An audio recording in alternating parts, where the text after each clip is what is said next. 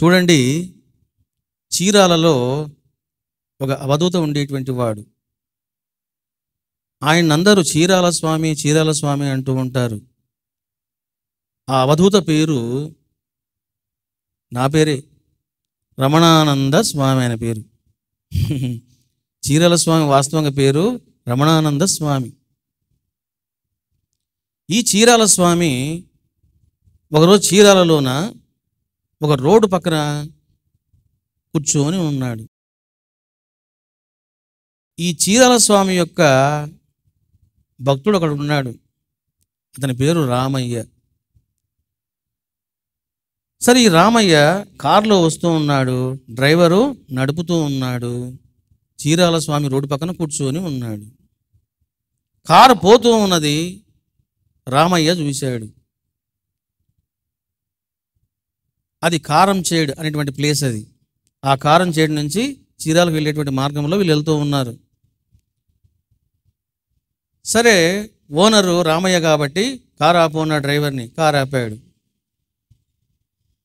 అది కారంచేటటువంటి place. Door తీసి రామయ్య దిగాడు. మహితాత్మ, మీరు నా కారు ఎక్కండి, మిమ్మల్ని డ్రాప్ చేస్తాను చీరాల్లో అన్నాడు రామయ్య ఎంతో భక్తితో. చీరాల స్వామి అన్నాడు, నాకు ఏ కారు అవసరం లేదు, నువ్వు వెళ్ళిపో అన్నాడు. వెంటనే రామయ్య వచ్చి కూర్చున్నాడు. వెంటనే చూడండి, డ్రైవరు నోరు పాడేసుకున్నాడు.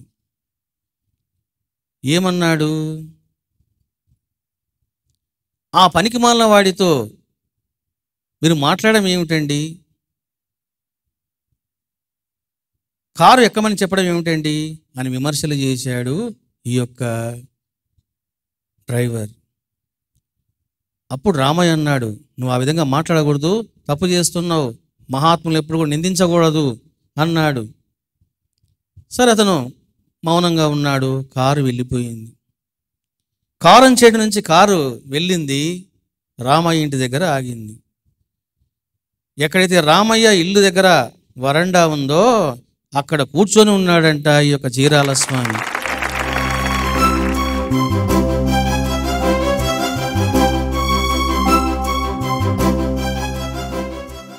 అద్దరిపడ్డాడు ఈ యొక్క డ్రైవర్. రామయ్య మాత్రం ఆశ్చర్యపోలేదు. వెంటనే అన్నాడు, చూసావా, మహాత్ముల్ని నిందించవద్దు అన్నానా? ఇప్పుడు మనము 60 కిలోమీటర్స్ వేగంతో వచ్చాం. నీవు నేను కళ్ళారా చూశాం. చీరాల స్వామి రోడ్డు పక్కన కూర్చొని ఉన్నాడు, మనం కారులో వచ్చాము. మరి అతను ఎలా వచ్చాడు ఇక్కడికి? పిచ్చివాడా, వాళ్ళ వేషాన్ని చూసి, వాళ్ళ రూపాన్ని చూసి నిందారోపణలు చేయకూడదు, తప్పు అది అన్నాడు ఈ రామయ్య. ఏం జరిగింది?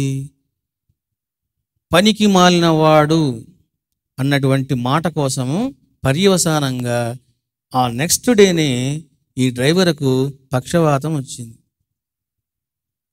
2 కాళ్ళు పడిపోయినాయి, మంచం మీద పడిపోయాడు. చూశారా? ఎప్పుడు కూడా సిద్ధ గురువులను విమర్శించకూడదు. చూశారా? నోరు వాడేసుకున్నాడు. నెక్స్ట్ డేనే పర్యవసానం, పక్షవాతం వచ్చింది, పడిపోయాడు. ఏం జరిగింది? కొన్నాళ్ళకు చనిపోయాడు. సిద్ధ గురువులకు సలహాలు ఇవ్వడము, ఊరికే విమర్శించడము, హాని చేయాలని చూడడము, ఇవన్నీ చేయకూడదు అనేది మనము తెలుసుకున్నాం.